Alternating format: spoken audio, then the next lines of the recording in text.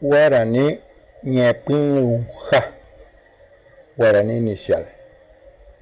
Tero va eva, la posesión del sustantivo. Nati roga, la casa de natividad.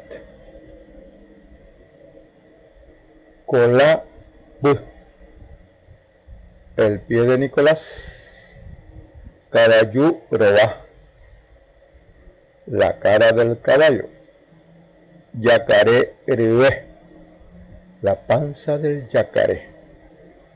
Mitad cotú, la habitación del niño.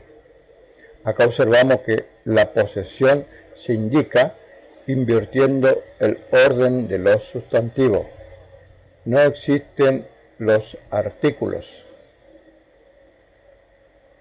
Sabemos cuáles son los artículos, ¿no es cierto? El, la, los. Bueno, no hay preposiciones, solamente posposiciones. Ambué te chapurá. Otros ejemplos.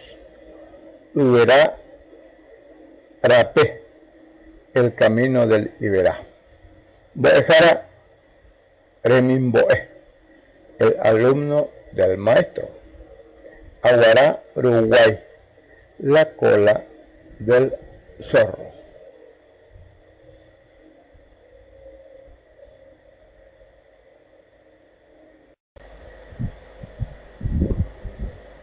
Ombojaí José Ramón Frete, Omoñe Roberto Benjamín Candia.